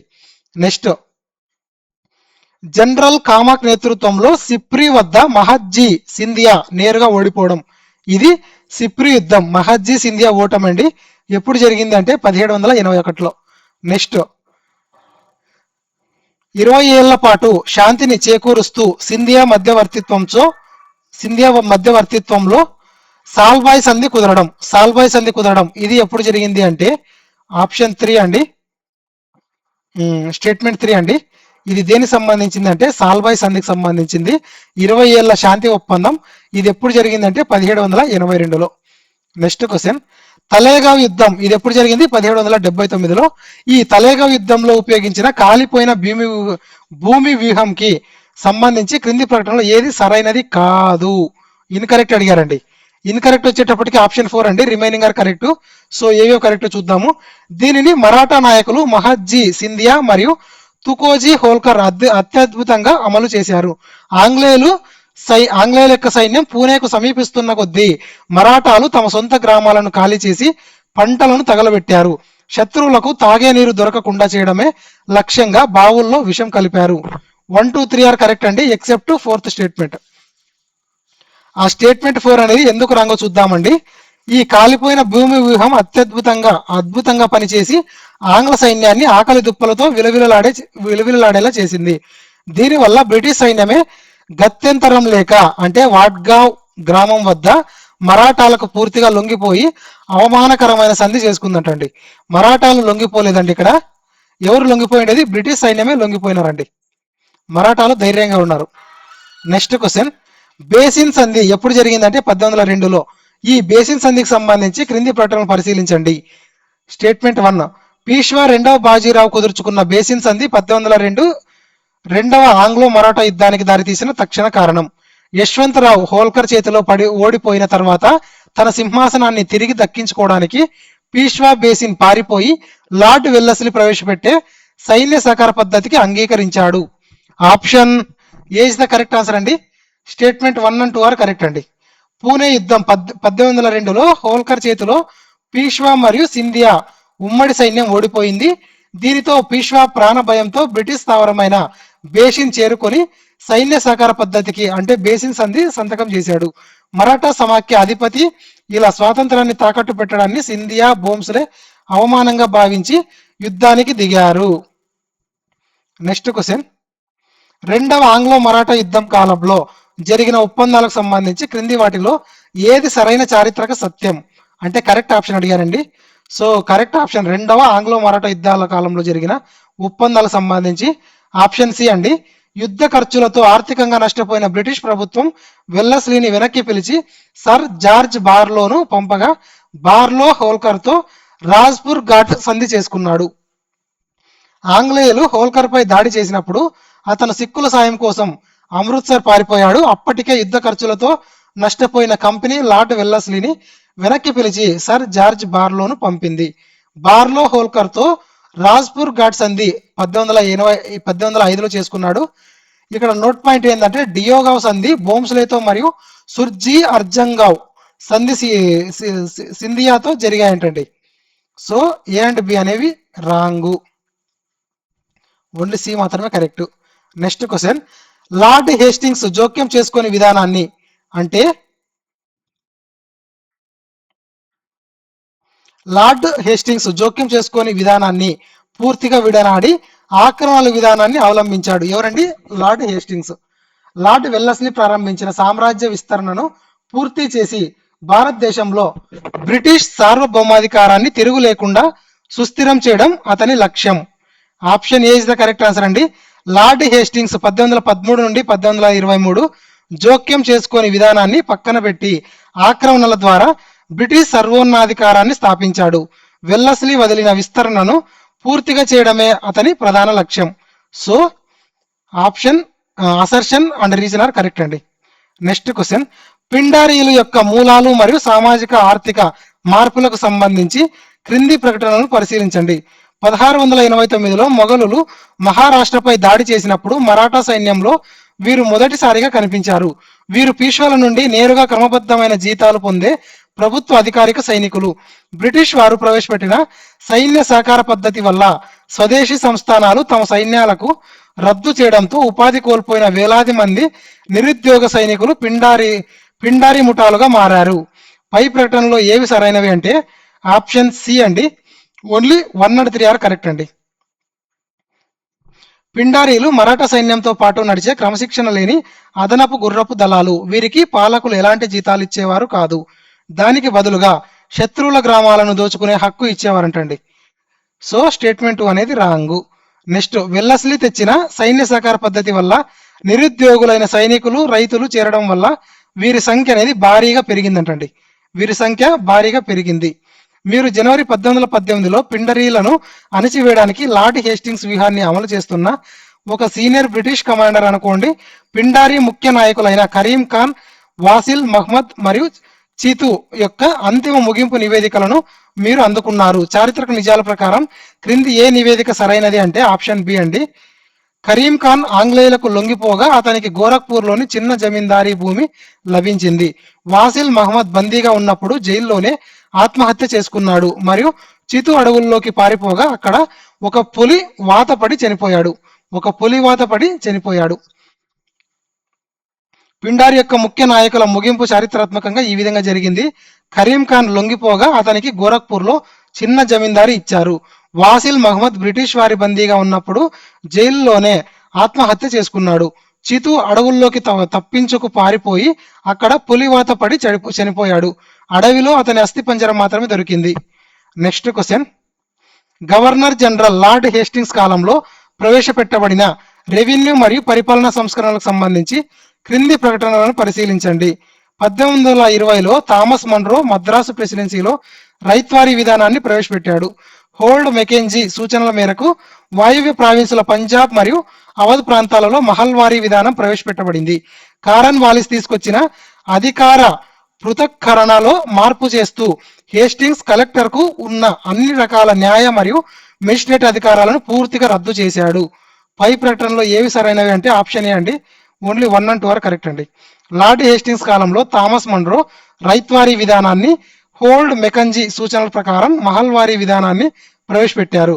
అయితే హేస్టింగ్స్ కారన్ వాలిస్ తెచ్చిన అధికార పృథక్కరణలో మార్పు చేసి కలెక్టర్కు న్యాయాధికారాలు కూడా అప్పగించాడు, కానీ వాటిని రద్దు చేయలేదండి. అధికారాలను అప్పగించాడు కానీ రద్దు చేయలేదు. నెక్స్ట్ క్వశ్చన్, మూడవ ఆంగ్లో మరాఠా యుద్ధానికి ముందు లేదా యుద్ధ సమయంలో మరాఠా పాలకులపై బ్రిటిష్ వారు రుద్దిన క్రింది ఒప్పందాలను వాటి సరైన సందులతో జతపరచండి. మరాఠా యొక్క పాలకులు, వారి యొక్క సందులు. ఆప్షన్ ఏ కరెక్ట్ అండి, A4 B3 C1 D2. అప్పా సాహెబ్ నాగపూర్ బోంస్ల రాజ్యానికి చెందిన వ్యక్తి. ఈ నాగపూర్ బోంస్ల రాజ్యానికి చెందిన వ్యక్తి ఎవరు? అప్పా సాహెబ్. ఇతని యొక్క సంధి ఏంటి అంటే, ఏ సంధిని కుదుర్చుకున్నాడు అంటే నాగపూర్ సంధి అండి, నాగపూర్ సంధి. దౌలత్ రావ్ సింధియా గ్వాలియర్ సంధి. మల్హర్ రావు హోల్కర్ అనే అతను మాండ్సార్ సంధి. పీష్వా 2 బాజీరావు అనే అతను పూణే సంధి. అప్పా సాహెబ్ పై 27 మే 1816న నాగపూర్ సంధి రుద్దబడింది. దౌలత్ రావ్ సింధియాను బెదిరించి 5 నవంబర్ 1817న గ్వాలియర్ సంధిపై సంతకం చేయించారు. మెహిద్పూర్ యుద్ధంలో ఓడిపోయిన మల్హర్ రావు హోల్కర్ 6 జనవరి 1818న మాండ్సార్ సంధికి ఒప్పుకున్నాడు. పీష్వా బాజీరావు 2 చేత 13 జూన్ 1817న బలవంతంగా పూణే సంధి చేయించారు. నెక్స్ట్ క్వశ్చన్, మూడవ ఆంగ్లో మరాఠా యుద్ధ కాలంలో 1817 నుండి 1818 జరిగిన క్రింది యుద్ధాలు మరియు వాటితో ముడిపడి ఉన్న మరాఠా రాజ్యాల జతలలో ఏది లేదా ఏవి సరైనవి అంటే ఆప్షన్ డి అండి, 1, 2, 3 ఆర్ కరెక్ట్ అండి. కట్కీ యుద్ధం ఇది ఎప్పుడు జరిగింది? నవంబర్ 1817లో. ఎక్కడంటే పీష్వా 2వ బాజీరావు యొక్క సైన్యంతో. సీతాబల్దీ యుద్ధం అనేది నవంబర్ 1817లో నాగపూర్ బోంస్లే సైన్యం. మెహిద్పూర్ యుద్ధం డిసెంబర్ 1817 ఇండోర్ హోల్కర్ సైన్యం. కడ్కీ యుద్ధంలో పీష్వా 2వ బాజీరావు సైన్యం బ్రిటిష్ వారి చేతిలో ఓడిపోయింది. సీతాబల్దీ యుద్ధంలో నాగపూర్ బోంస్లే అప్పా సాహెబ్ సైన్యాన్ని ఆంగ్లేయులు ఓడించారు. మెహిద్పూర్ యుద్ధంలో ఇండోర్ పాలకుడైన మల్హర్ రావు హోల్కర్ 2ను బ్రిటిష్ సైన్యం చిత్తుగా ఓడించింది. నెక్స్ట్ క్వశ్చన్, ఈ టెక్స్ట్ ఆధారంగా క్రింది చారిత్రాత్మక పరిణామాలు మరియు యుద్ధాలను కాలక్రమానుసారంగా మొదటి నుండి చివరికి అమర్చండి. ఆప్షన్ ఏ అండి, 1, 4, 2, 3. పత్రికలపై కఠినమైన ఆంక్షలు కారన్ వాలిస్ లేదా మునుపటి కాలం నుండి ఉండగా హేస్టింగ్స్ వాటిని కొంతమేర సడలించాడు. పిండారీలు మొదట 1812లో మీర్జాపూర్, షహాబాద్ ప్రాంతాలను లూటీ చేశారు. ఆ తర్వాత 1816లో ఉత్తర సర్కారులపై పడి భయంకరమైన దోపిడీకి పాల్పడ్డారు. మూడవ ఆంగ్లో మరాఠా యుద్ధం ముగింపుకు దశలో 1818లో కోరోగావే మరియు ఆస్టి యుద్ధాలు జరిగాయి. నెక్స్ట్ క్వశ్చన్, మూడవ ఆంగ్లో మరాఠా యుద్ధం 1817 నుండి 1818 ఫలితాలు మరియు రాజకీయ ప్రభావాలకు సంబంధించి క్రింది ప్రకటనలో ఏది సరైనది కాదు? ఇన్కరెక్ట్ అడిగారండి. ఇన్కరెక్ట్ వచ్చేటప్పటికి ఆప్షన్ 3 అండి. థర్డ్ స్టేట్మెంట్ అనేది రాంగ్, రిమైనింగ్ 2 ఆర్ కరెక్ట్ అండి. బ్రిటిష్ వారు పీష్వా పదవిని పూర్తిగా రద్దు చేసి 2వ బాజీరావును వార్షిక పెన్షన్తో బితూర్కు పంపించేశారు, కరెక్టే. పీష్వా ఆధీనంలో ఉన్న భూభాగాలన్నింటినీ బ్రిటిష్ సామ్రాజ్యంలో విలీనం చేసి బాంబే ప్రెసిడెన్సీని భారీగా విస్తరించారు. దీస్ 2 ఆర్ కరెక్ట్ అండి. స్టేట్మెంట్ 3 అనేది ఏమన్నారండి? బ్రిటిష్ వారు సతారా ప్రాంతాన్ని పూర్తిగా తమ రాజ్యంలో విలీనం చేసుకుని ఛత్రపతి శివాజీ ప్రత్యక్ష వారసత్వాన్ని పూర్తిగా తుడిచిపెట్టారు అన్నారండి. ఇది ఎక్స్ట్రీమ్ స్టేట్మెంట్ అండి. పూర్తిగా అంటున్నారు అంటే అది కంపల్సరీ 90% రాంగ్ అయ్యే ఛాన్సెస్ ఉంటాయండి. నెక్స్ట్, జైపూర్, జోధ్పూర్, ఉదయ్పూర్ మొదలైన రాజ్పుత్ రాజ్యాలన్నీ బ్రిటిష్ రక్షణలోకి వచ్చాయి. So option C is the wrong answer అండి. మరాఠాలు జాతీయ సెంటిమెంట్ ను గౌరవించే నాటకమాడుతూ పీష్వా రాజ్యం నుండి ఒక చిన్న భాగాన్ని వేరు చేసి ఛత్రపతి శివాజీ ప్రత్యక్ష వారసుడైన ప్రతాప్ సింగ్ కు ఇచ్చి సతారా అనే నామమాత్రపు రాజ్యాన్ని సృష్టించారంటండి. దానిని పూర్తిగా విలీనం చేసుకోలేదండి, నామమాత్రపు రాజ్యాన్ని సృష్టించారు. నెక్స్ట్ క్వశ్చన్, మైసూర్ మరియు మరాఠాల ఓటమికి గల కారణాలపై చారిత్రక విశ్లేషణకు సంబంధించి క్రింది ప్రకటనను పరిశీలించండి. చరిత్రకారుల ప్రకారం హైదర్ అలీ మరియు టిప్పు సుల్తాన్ల అసమర్థత లేదా మత లేదా కుల భేదాల వల్లే వారు ఓడిపోయారనేది కేవలం ఒక అపోహ మాత్రమే. హైదర్ అలీ టిప్పు సుల్తాన్ అత్యంత సమర్థులైన పాలకులు, కానీ వారు దురదృష్టం ఏంటంటే బెంగాల్ వనరులు బ్రిటన్ ప్రభుత్వం పూర్తి మద్దతు ఉన్న ఒక బలమైన క్రూర సామ్రాజ్యవాద శత్రువుతో వారు పోరాడాల్సి రావడం. పై ప్రకటనలో ఏవి సరైనవంటే ఆప్షన్ ఏ అండి, బోత్ 1 and 2 ఆర్ కరెక్ట్ అండి. కొందరు చరిత్రకారులు చెప్పే మత లేదా కుల భేదాలు లేదా పాలకుల అసమర్థత అనేది కేవలం అపోహ మాత్రమే. హైదర్ అలీ టిప్పు సుల్తాను అత్యంత సమర్థులైన పాలకులు అయినప్పటికీ భారతదేశాన్ని మొత్తం ఆక్రమించగలిగే వనరులు ఉన్న ఒక బలమైన బ్రిటిష్ శత్రువుతో పోరాడాల్సి రావడం వల్లే ఓడిపోయారు. ఎవరెవరండి? ఈ హైదర్ అలీ టిప్పు సుల్తాను ఈ బలమైన బ్రిటిష్ శత్రువులతో పోరాడాల్సి రావడం వల్లే వీళ్ళు ఓడిపోయారంటండి. ఎటువంటి కారణం చేత అంటే భారతదేశాన్ని మొత్తం ఆక్రమించగలిగే వనరులు ఉన్న ఒక బలమైన బ్రిటిష్ శత్రువుతో పోరాడాల్సి రావడం వల్ల ఈ ఇద్దరు ఎవరెవరు హైదర్ అలీ టిప్పు సుల్తాన్ ఓడిపోవాల్సి వచ్చింది. Next question, British resident Mountstuart Elphinstone పీష్వాను ఒంటరిని చేస్తూ 13 జూన్ 1817న బలవంతంగా పూణే సంధిపై సంతకం చేయించడానికి దారి తీసిన తక్షణ నేపథ్యం ఏది అంటే ఆప్షన్ బి అండి, బరోడా నవాబు ప్రతినిధి గంగాధర్ శాస్త్రి పీష్వా వద్దకు చర్చలకు వచ్చి హత్యకు గురి కావడం అండి. బరోడా నవాబు ప్రతినిధి గంగాధర్ శాస్త్రి పీష్వా వద్దకు చర్చలకు వచ్చి హత్యకు గురి కావడం, దీనికి పీష్వా ముఖ్యమంత్రి త్రింబకేజీ కారణమని భావించడం. దీనికి పీష్వా ముఖ్యమంత్రి త్రింబకేజీ కారణమని భావించడం. ఆప్షన్ బి కరెక్ట్ అండి.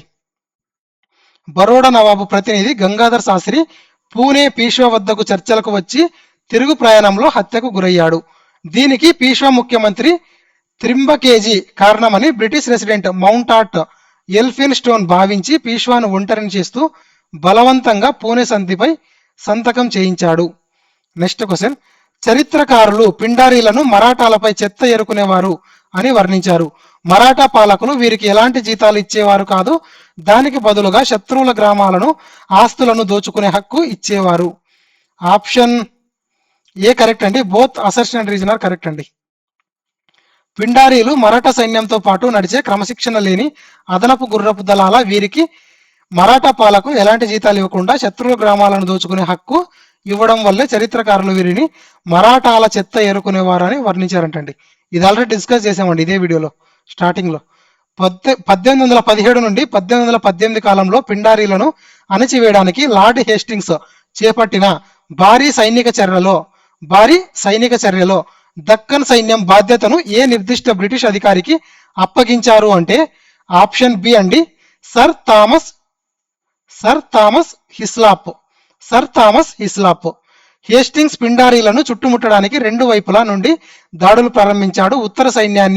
ఉత్తర సైన్యానికి హేస్టింగ్స్ స్వయంగా కమాండర్ గా వ్యవహరించగా దక్కన్ సైన్యం బాధ్యతను సర్ థామస్ హిస్లాప్ కు అప్పగించాడు. నెక్స్ట్ క్వశ్చన్, మీరు 1818 నాటి మరాఠా అధికారం కుప్పకూలడానికి దారితీసిన నిర్మాణాత్మక లోపాలను విశ్లేషించే ఒక సామాజిక ఆర్థిక పరిశోధకుడు అనుకోండి. టెక్స్ట్ లో ఇవ్వబడిన అంతర్గత విశ్లేషణ ప్రకారం బ్రిటిష్ వారితో పోలిస్తే మరాఠా వ్యవస్థ యొక్క ప్రధాన నిర్మాణాత్మక బలహీనత ఏదన్నారండి. ఇక్కడ ఏమన్నారు, బలమైనది అడగలేదండి, బలహీనత అడిగారు. Option B is the correct answer అండి. ఆంగ్లేయుల ఆధీనంలో అత్యంత సంపన్నమైన బెంగాల్ ఉంది మరియు బ్రిటన్ ప్రభుత్వ పూర్తి మద్దతు ఉంది, కానీ మరాఠాలు శాశ్వత వనరులు లేక బయట రాజ్యాలను దోచుకోవడంపై చౌత్ సర్దేశాముకి ఆధారపడ్డారు. మరాఠాల ఓటమికి ప్రధాన కారణాల్లో వనరుల కొరత ఒకటి, ఆంగ్లేయుల ఆధీనంలో సంపన్నమైన బెంగాల్ మరియు బ్రిటన్ ప్రభుత్వ మద్దతుగా ఉండేది. మరాఠాలు స్థిరమైన ఆర్థిక వ్యవస్థ లేక బయటి రాజ్యాలను దోచుకోవడం చౌత్ సర్దేశాముఖిపై ఆధారపడ్డారు. సో మరాఠా వ్యవస్థ యొక్క ప్రధాన వనరుల బలహీనతను ప్రతిబింబిస్తుంది. నెక్స్ట్ క్వశ్చన్, 1818 నాటికి జరిగిన భౌగోళిక మార్పులు మరియు సింధ్ పంజాబ్ ప్రాంతాల స్థితికి సంబంధించి క్రింది ప్రకటనలను పరిశీలించండి. 1818 నాటికి మరాఠాలను ఓడించడం ద్వారా భారతదేశంలో బ్రిటిష్ ఆధిపత్యం దాదాపు ఖరారైంది. 1818 నాటికి సింధ్ పంజాబ్ మినహా మిగిలిన ప్రాంతాలన్నీ బ్రిటిష్ వారి నియంత్రణలోకి వచ్చాయి. పై ప్రకటనలో ఏది లేదా ఏవి సరైనవి అంటే ఆప్షన్ సి కరెక్ట్ అండి. బోత్ 1 and 2 ఆర్ కరెక్ట్ అండి. 1818 నాటికి మరాఠాలను ఓడించడం ద్వారా భారతదేశంలో బ్రిటిష్ ఆధిపత్యం దాదాపు ఖరారైంది మరియు సింధు పంజాబ్ మినహా మిగిలిన ప్రాంతాలన్నీ వారి నియంత్రణలోకి వచ్చాయి. నెక్స్ట్ క్వశ్చన్, క్రింది చట్టాలు లేదా ఒప్పందాలను వాటి సరైన చారిత్రక ప్రభావాలతో జతపరచండి. చట్టాలు, వారి యొక్క ప్రభావాలు. చట్టాలు లేదా ఒప్పందాలు, అలాగే వాటి యొక్క ప్రభావాలు. Option A is the correct answer అండి. A1, B2, C3. భారత ప్రభుత్వ చట్టం 1935 అనేది దేని యొక్క చారిత్రక ప్రభావం అంటే 1937లో బర్మాను భారతదేశం నుండి అధికారికంగా వేరు చేసింది. త్రికూట ఒప్పందం 1830 సంబంధించింది అయితే దోస్త్ మహమ్మద్ను తొలగించడానికి ఇంగ్లీష్ వారు షా షుజా మరియు రంజిత్ సింగ్ మధ్య కుదిరింది. సుగౌలి సంధి అనేది 1816లో కాఠ్మాండులో ఒక బ్రిటిష్ రెసిడెంట్ ను శాశ్వతంగా ఉంచడానికి దారి తీసింది. 1935 భారత ప్రభుత్వ చట్టం ఆధారంగా 1937లో బర్మాను భారతదేశం నుండి వేరు చేశారు. 1838 త్రికూట ఒప్పందం దోస్త్ మహమ్మద్ను తొలగించడానికి ఇంగ్లీష్ వారు షా షుజా రంజిత్ సింగ్ మధ్య జరిగింది. 1816 సుగౌలి సంధి ప్రకారం కాఠ్మాండులో బ్రిటిష్ రెసిడెంట్ ను ఉంచారు. నెక్స్ట్ క్వశ్చన్, బ్రిటిష్ విస్తరణల కాలం నాటి అంతర్గత పాలకులు మరియు వాటికి సంబంధించిన రాజ్యాల క్రింది జతల్లో ఏది లేదా ఏవి సరైనవి అంటే ఆప్షన్ డి అండి. 1, 2, 3 ఆర్ కరెక్ట్ అండి. గూర్ఖాలు అంటే వీరి యొక్క రాజ్యాలు ఏవండి? గూర్ఖాల యొక్క రాజ్యాలు నేపాల్ సంబంధించిన రాజ్యాలు. రాజు తిబావ్ మిన్ యొక్క రాజ్యము ఎగువ బర్మా. రాజు మిండన్ మిన్ యొక్క రాజ్యము సముద్ర తీర ప్రాంతం దిగువ బర్మా. కోల్పోయిన కాలం నాటి పాలకుడు. నేపాల్కు చెందిన గూర్ఖాలు బుత్వాల్ పోలీస్ స్టేషన్లపై దాడి చేశారు. రెండవ ఆంగ్లో బర్మా యుద్ధం వల్ల పేగును కోల్పోయిన నాటి బర్మా రాజు మిండన్ మిన్ మూడవ ఆంగ్లో బర్మా యుద్ధంలో ఎగువ బర్మాను కోల్పోయి రత్నగిరి జైలుకు పంపబడిన పాలకుడు తిబావ్ మిన్ను. నెక్స్ట్ క్వశ్చన్, క్రింది సామ్రాజ్య విస్తరణ యుద్ధాలు లేదా మైలురాళ్లను కాలక్రమానుసారం మొదటి నుండి చివరికి అమర్చండి. మొదటిది నుండి చివరికి ఆప్షన్ ఏ అండి. 2, 4, 3, 1. బుత్వాల్ పోలీస్ స్టేషన్లపై దాడి కారణంగా మొదటి ఆంగ్లో నేపాల్ యుద్ధం ప్రారంభం కావడం. ఎప్పుడండి ఇది? ఆంగ్లో నేపాల్ యుద్ధం ప్రారంభం 1814. నెక్స్ట్, లార్డ్ అమ్హర్స్ హయాంలో మొదటి ఆంగ్లో బర్మా యుద్ధం ప్రారంభం కావడం. ఇది మొదటి ఆంగ్లో బర్మా యుద్ధం ఎప్పుడు జరిగింది? 1824 నుండి 1826 మధ్య. నెక్స్ట్, రెండవ ఆంగ్లో ఆఫ్ఘన్ యుద్ధంలో చారిత్రాత్మక గండమక్ సంధి జరగడం. ఇది గండమక్ సంధి అనేది 1879లో జరగడం. నెక్స్ట్, బర్మా మొత్తాన్ని బ్రిటిష్ ఇండియాలో ఒక ప్రావిన్స్ అంటే ఒక రాష్ట్రంగా విలీనం చేయడం. ఇది బర్మా మొత్తాన్ని బ్రిటిష్ ఇండియాలో విలీనం చేయడం అనేది 1 జనవరి 1886లో జరగడం జరిగింది. నెక్స్ట్ క్వశ్చన్, రెండవ ఆంగ్లో ఆఫ్ఘన్ యుద్ధం మొదటి దశకు సంబంధించి క్రింది ప్రకటనలో ఏది సరైనది కాదు? ఇన్కరెక్ట్ అడిగారండి. ఇన్కరెక్ట్ వచ్చేటప్పటికి ఆప్షన్ సి అండి. ఆప్షన్ సి, థర్డ్ స్టేట్మెంట్ అనేది రాంగ్ అండి. Remaining 2 are correct. Lord Lytton Afghanistan పై 3 వైపుల నుండి స్థానిక దాడికి ఆదేశించాడు. యుద్ధం ప్రారంభంలో ఆఫ్ఘనిస్తాన్ పాలకుడు షేర్ అలీ. బ్రిటిష్ సైన్యం దాడి చేయడంతో షేర్ అలీ భయపడి రష్యా వైపు పారిపోతూ మార్గమధ్యంలో మరణించాడు. అతను బ్రిటిష్ దళాలను ఓడించలేదండి, మార్గం మధ్యలో మరణించాడంటండి. So statement 3 is the wrong answer. Next question, రెండవ ఆంగ్లో బర్మా యుద్ధ కాలంలో లక్ష్యంగా చేసుకున్న వాణిజ్య వనరులకు సంబంధించి క్రింది ప్రకటనలు పరిశీలించండి. రెండవ ఆంగ్లో బర్మా యుద్ధం అనేది 1852 నుండి 1853 మధ్య జరిగింది. ప్రధానంగా బ్రిటిష్ సామ్రాజ్యవాద దాహానికి మరియు వాణిజ్య ప్రయోజనాలకు నిదర్శనం. ఆ సమయంలో బ్రిటిష్ నౌకల నిర్మాణానికి ఎంతో అవసరమైన బర్మాలోని అపారమైన టేకు కలప అడవులపై బ్రిటిష్ వారికి ఉన్న ఆక్తే దీనికి ప్రధాన కారణం. పై ప్రకటనలో సరైనవేవి అంటే ఆప్షన్ ఏ కరెక్ట్ అండి. Both assertion and reason are both statement 1 and 2 are correct అండి. రెండవ ఆంగ్లో బర్మా యుద్ధం అనేది బ్రిటిష్ సామ్రాజ్యవాద దాహానికి నిదర్శనం. నౌకల నిర్మాణానికి అవసరమైన బర్మాలోని టేకు కలప అడవులను సొంతం చేసుకోవడమే దీని ప్రధాన వాణిజ్య ప్రయోజనం. నెక్స్ట్ క్వశ్చన్ అండి, ఆఫ్ఘనిస్తాన్ పట్ల ఫార్వర్డ్ పాలసీని ముందుకు తీసుకెళ్లడానికి గ్రేట్ బ్రిటన్ కు గల అంతర్గత రాజకీయ లేదా వ్యూహాత్మక కారణం ఏది అంటే ఆప్షన్ బి అండి, ఇది ఆఫ్ఘనిస్తాన్ ఆక్రమించడం లేదా దానిని తమ ఆధీనంలోకి బఫర్ స్టేట్ గా మార్చడం లక్ష్యంగా పెట్టుకున్న కన్జర్వేటివ్ పార్టీ యొక్క ఆలోచన అంటండి. ఏదండి ఇది? ఫార్వర్డ్ పాలసీకి సంబంధించింది. ఆఫ్ఘనిస్తాన్ పట్ల బ్రిటిష్ వారి రెండు విధానాలలో ఫార్వర్డ్ పాలసీ అనేది కన్జర్వేటివ్ పార్టీ యొక్క ఆలోచన. దీని ఉద్దేశం ఆఫ్ఘనిస్తాన్ ను ఆక్రమించడం లేదా బఫర్ స్టేట్ గా మార్చడం. నెక్స్ట్ క్వశ్చన్, మూడు ఆంగ్లో బర్మా యుద్ధాలలో మొదటి ఆంగ్లో బర్మా యుద్ధం 1824 నుండి 1826 అత్యంత సుదీర్ఘమైనది మరియు ఖరీదైన యుద్ధంగా పరిగణించబడుతుంది. బర్మా సైన్యం ఒక్క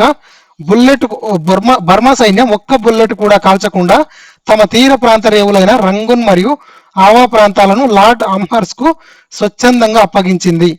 option C is the correct answer అండి. బోత్ ఓన్లీ అసర్షన్ మాత్రమే కరెక్ట్, రీజన్ అనేది రాంగ్ అండి.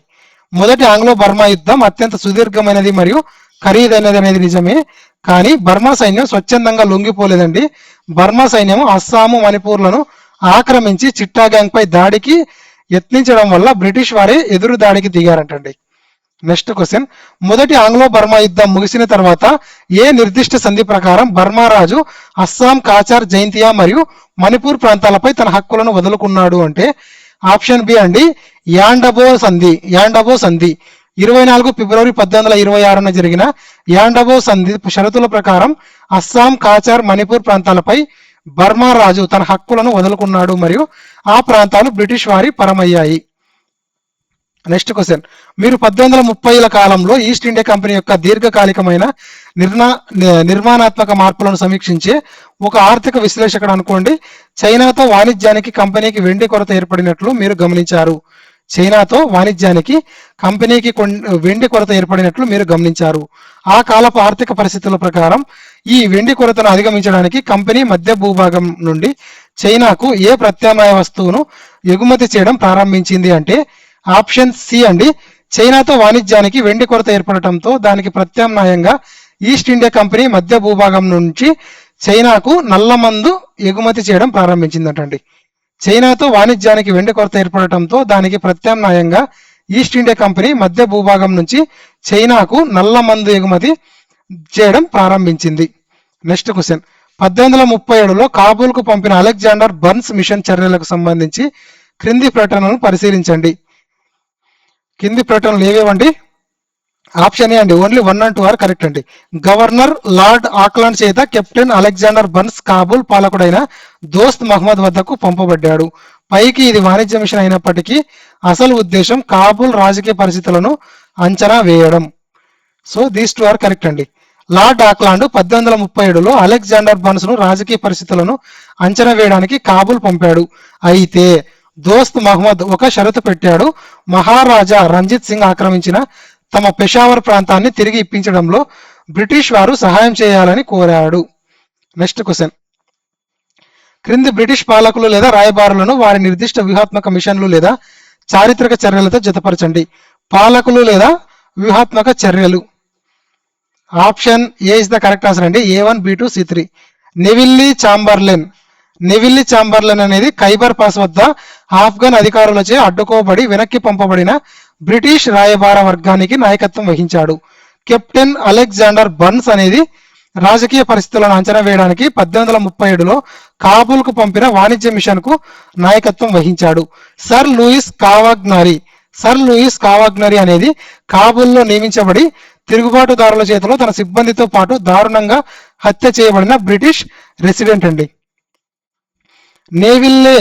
నెవిల్లే చాంబర్లైన్ రాయబార వర్గాన్ని ఆఫ్ఘన్ అధికారులు ఖైబర్ పాస్ వద్ద అడ్డుకున్నారంటండి. నెవిల్లే చాంబర్లైన్ రాయబార వర్గాన్ని ఆఫ్ఘన్ యొక్క అధికారులు ఖైబర్ పాస్ వద్ద అడ్డుకున్నారు. అలెగ్జాండర్ బర్న్స్ 1837లో కాబూల్ మిషన్ ను నిర్వహించాడు. సర్ లూయిస్ కావాగ్నరీ సెప్టెంబర్ 1879లో కాబూల్లో హత్యకు గురయ్యాడు. సో 1, 2, 3 ఈజ్ కరెక్ట్ ఆన్సర్ అండి. నెక్స్ట్ క్వశ్చన్, ఆఫ్ఘనిస్తాన్ పట్ల అవలంబించిన సరిహద్దు విధానాలు మరియు వాటి రాజకీయ వివరణల క్రింది జతల్లో ఏది లేదా ఏవి సరైనవి అంటే ఫార్వర్డ్ పాలసీ ఆఫ్ఘనిస్తాన్ ఆక్రమించడం లేదా బఫర్ స్టేట్ గా మార్చాలని కన్జర్వేటివ్ పార్టీ ఆలోచనతో ముడిపడి ఉంది. మాస్టర్లీ ఇనాక్టివిటీ దౌత్యపరమైన అవగాహనకు వచ్చి ప్రత్యక్షంగా జోక్యం చేసుకోకుండా జాగ్రత్తగా గమనించాలనే లిబరల్స్ ఆలోచనతో ముడిపడి ఉంది. ఆప్షన్ సి కరెక్ట్ అండి. బోత్ 1 and 2 ఆర్ కరెక్ట్ అండి. బ్రిటిష్ వారి రెండు విధానాల్లో ఫార్వర్డ్ పాలసీ అనేది కన్జర్వేటివ్ పార్టీ యొక్క ఆలోచన, మాస్టర్లీ ఇనాక్టివిటీ అనేది జోక్యం చేసుకోకుండా జాగ్రత్తగా గమనించే లిబరల్స్ ఆలోచన. So both are correct. Next question, రెండవ ఆంగ్లో ఆఫ్ఘన్ యుద్ధం కాలంలో ఒప్పందాలు లేదా ఘర్షణలను ఎదుర్కొన్న క్రింది ఆఫ్ఘన్ పాలకులను కాలక్రమానుసారంగా మొదటి నుండి చివరకు అమర్చండి. Option A is the correct answer అండి. 2, 3, 1. ఫస్ట్ షేర్ అలీ యుద్ధం ప్రారంభంలో పాలకుడు, బ్రిటిష్ దాడికి భయపడి పారిపోతూ మరణించిన వ్యక్తి షేర్ అలీ. నెక్స్ట్ యాకూబ్ ఖాన్ యుద్ధ సమయంలో చారిత్రాత్మక గండమక్ సంధిపై సంతకం చేసిన పాలకుడు. నెక్స్ట్ అబ్దుర్ రెహమాన్ యుద్ధం ముగిశాక కొత్త అమీర్గా గుర్తించబడిన పాలకుడు. యుద్ధం ప్రారంభంలో షేర్ అలీ పాలకుడిగా ఉన్నాడు. అతను మరణించిన తర్వాత అతని కుమారుడు యాకూబ్ ఖాన్ అమీర్గా మారి గండమక్ సంధి చేసుకున్నాడు. కావగ్నారి హత్య తదుపరి పరిణామాల తర్వాత లార్డ్ రిప్పన్ యాకూబ్ ఖాన్ ను పక్కన పెట్టి అబ్దుర్ రెహమాన్ ను కొత్త అమీర్గా గుర్తించాడంటండి. నెక్స్ట్ క్వశ్చన్, దోస్త్ మహమ్మద్ రష్యాతో జరిపిన దౌత్య సంబంధాలపై లార్డ్ ఆక్లాండ్ స్పందనకు సంబంధించి క్రింది ప్రకటనలో ఏది సరైనది కాదు? సరికానిది అడిగారండి. సరికానిది వచ్చేటప్పటికి ఆప్షన్ సి అండి. సో థర్డ్ స్టేట్మెంట్ అనేది సరికాదు. రిమైనింగ్ 2 ఆర్ కరెక్ట్ అండి. దోస్త్ మహమ్మద్ కోసం రంజిత్ సింగ్ తో పగ పెంచుకోవడానికి లార్డ్ ఆక్లాండ్ నిరాకరించాడు. రష్యాతో లేదా ఇతర దేశాలతో ఎలాంటి సంబంధాలు పెట్టుకోవద్దని దోస్త్ మహమ్మద్ ను ఆక్లాండ్ హెచ్చరించాడు. దీస్ 2 ఆర్ కరెక్ట్ అండి. రంజిత్ సింగ్ బ్రిటిష్ వారికి అత్యంత నమ్మకమైన మిత్రుడు కావడం వల్ల లార్డ్ ఆక్లాండ్ దోస్త్ మహమ్మద్ షరతును తిరస్కరించాడు మరియు రష్యాతో సంబంధాలు పెట్టుకోవద్దని హెచ్చరించాడు. దోస్త్ మహమ్మద్ రష్యా వైపు మొగ్గు చూపడంతో ఆందోళనకు గురైన ఆక్లాండ్ అతనిని గద్దె దించి షా షుజాను పాలకుడిగా చేయడానికి ఆర్మీ ఆఫ్ ది ఇండస్ పంపాడు. అతను పెషావర్ ఇప్పించడానికి అంగీకరించలేదు. నెక్స్ట్ క్వశ్చన్, లార్డ్ లిట్టన్ దుందుడుకు చర్యలు ఉపసంహరించబడిన తర్వాత ఆఫ్ఘనిస్తాన్ సాధించిన భౌగోళిక రాజకీయ స్థితికి సంబంధించి క్రింది ప్రకటనలను పరిశీలించండి. లార్డ్ లిట్టన్ తర్వాత వచ్చిన వైస్రాయ్ లార్డ్ రిప్పన్ ఆఫ్ఘనిస్తాన్ పట్ల ఉన్న దుందుడుకు ఫార్వర్డ్ పాలసీని విడనాడాడు. అంతర్గత వ్యవహారాల్లో అబ్దుర్ రెహమాన్ కు పూర్తి స్వేచ్ఛనిస్తూనే విదేశీ వ్యవహారాలను మాత్రం బ్రిటిష్ నియంత్రణలో ఉంచారు. దీనివల్ల ఆఫ్ఘనిస్తాన్ అధికారికంగా రష్యాకు, బ్రిటిష్ ఇండియాకు మధ్య ఒక బఫర్ స్టేట్ గా స్థిరపడింది. పై ప్రకటనలో ఏవి సరైనవి అంటే ఆప్షన్ బి అండి. Both statement 1 and 2 are correct, కానీ స్టేట్మెంట్ 2 అనేది స్టేట్మెంట్ 1 కి కరెక్ట్ ఎక్స్ప్లెనేషన్ కాదు. లార్డ్ రిప్పన్ దుందుడుకు విధానాన్ని విడనాడాడు. అబ్దుర్ రెహమాన్ ను కొత్త అమీర్గా గుర్తించి విదేశీ వ్యవహారాలను తమ నియంత్రణలో ఉంచుకుంటూ బఫర్ స్టేట్ గా స్థిరపరిచారు. అయితే స్టేట్మెంట్ 1లోని లార్డ్ రిప్పన్ విధాన మార్పులకు గల కారణాన్ని వివరించలేదండి. అది కేవలం ఆ విధానం యొక్క అంతిమ ఫలితాన్ని తెలుపుతుంది. నెక్స్ట్ క్వశ్చన్, జూన్ 26, 1838న చారిత్రాత్మక త్రికూట ఒప్పందం పై సంతకం చేయడానికి లార్డ్ ఆక్లాండ్ ను ప్రేరేపించిన ప్రత్యక్ష వ్యూహాత్మక కారణం ఏది అంటే ఆప్షన్ బి అండి. దోస్త్ మహమ్మద్ ను గద్దెదించి తమకు అనుకూలమైన షా షుజాను పాలకుడిగా నియమించడం. రష్యాతో దోస్త్ మహమ్మద్ దౌత్య సంబంధాలకు మొగ్గు చూపడం చూసి తీవ్ర ఆందోళనకు గురైన లార్డ్ ఆక్లాండ్ దోస్త్ మహమ్మద్ ను గద్దెదించి తమకు అనుకూలమైన షా షుజాను పాలకుడిగా చేయాలని నిర్ణయించుకున్నాడు. ఇందుకోసం ఇంగ్లీష్ వారు మాజీ పాలకుడు షా షుజా మరియు రంజిత్ సింగ్ మధ్య 26 జూన్ 1838న త్రికూట ఒప్పందం జరిగింది. Next question, east India company తన ఆదాయ మార్గాన్ని అస్థిరంగా ఉన్న విదేశీ వ్యాపారం నుండి భారతదేశంలోని క్రమబద్ధమైన భూమి శిస్తుపైకి మళ్లించింది. బెంగాల్ సంపద పూర్తిగా ఆవిరైపోవడంతో చైనాతో వాణిజ్యానికి అవసరమైన వెండి కొరత తీవ్రంగా ఏర్పడింది. సరైన కోడ్ వచ్చేటప్పటికి ఆప్షన్ ఏ అండి. Both assertion and regional correct అండి. బెంగాల్ సంపద ఆవిరైపోవడంతో ఈస్ట్ ఇండియా కంపెనీ ఆదాయము వ్యాపారం నుండి భూమి శిస్తుపైకి మళ్లింది. చైనాతో వాణిజ్యానికి వెండి కొరత ఏర్పడటంతో ఈ మార్పు అనివార్యమైంది.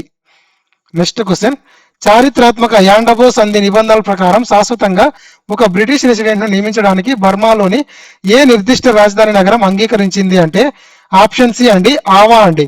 ఆవా చారిత్రాత్మక యాండబో సంధి నిబంధనల ప్రకారం శాశ్వతంగా ఒక బ్రిటిష్ రెసిడెంట్ ను నియమించడానికి బర్మాలోని ఏ నిర్దిష్ట రాజధాని నగరం అంగీకరించింది అంటే ఆవా.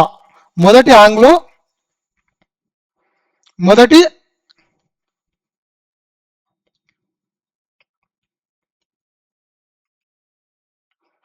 ఇక్కడ మొదటి ఆంగ్లో సిక్కు యుద్ధం ముగింపులో జరిగిన సంధి సంధి షరతుల ప్రకారం బర్మా రాజధాని ఆవాలో ఒక బ్రిటిష్ రెసిడెంట్ నియమించారటండి.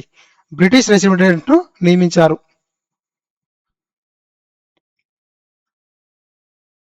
నెక్స్ట్ క్వశ్చన్, మీరు 19వ శతాబ్దంలో బ్రిటిష్ సామ్రాజ్యం చేసిన వ్యూహాత్మక పొరపాట్లను అధ్యయనం చేసే ఒక సైనిక విశ్లేషకుడు అనుకోండి. 1842లో కాబూల్ నుండి బ్రిటిష్ సైన్యం వెనక్కి తగ్గే క్రమంలో మంచు కొండల్లో వేలాది మంది ప్రాణాలు కోల్పోయిన సంఘటనను మీరు గమనించారు. చారిత్రాత్మక నిజాల ప్రకారం British army of the Indus పై ఇంతటి తీవ్రమైన ప్రతిఘటనను విజయవంతంగా ప్రదర్శించిన జనాభా ఏ ప్రాంతానికి చెందినవారు అంటే ఆప్షన్ సి అండి, ఆఫ్ఘనిస్తాన్ ప్రజలండి. మొదటి ఆంగ్లో ఆఫ్ఘన్ యుద్ధంలో బ్రిటిష్ సైన్యం షా షుజాను కూర్చోబెట్టినప్పటికీ ఆఫ్ఘన్ ప్రజలు తీవ్రంగా తిరుగుబాటు చేశారు. బ్రిటిష్ అధికారి మాగ్నాప్టెన్ దారుణంగా హత్య చేయబడ్డాడు మరియు 1842లో కాబూల్ నుండి బ్రిటిష్ సైన్యం వెనక్కి తగ్గే క్రమంలో మంచు కొండల్లో వేలాది మంది ప్రాణాలు కోల్పోయారు. దీనిని ఆఫ్ఘనిస్తాన్లో మహావిపత్తుగా అభివర్ణిస్తారు. నెక్స్ట్ క్వశ్చన్, మొదటి ఆంగ్లో బర్మా యుద్ధం తక్షణ కారణం మరియు ప్రారంభానికి సంబంధించి క్రింది ప్రకటనలను పరిశీలించండి.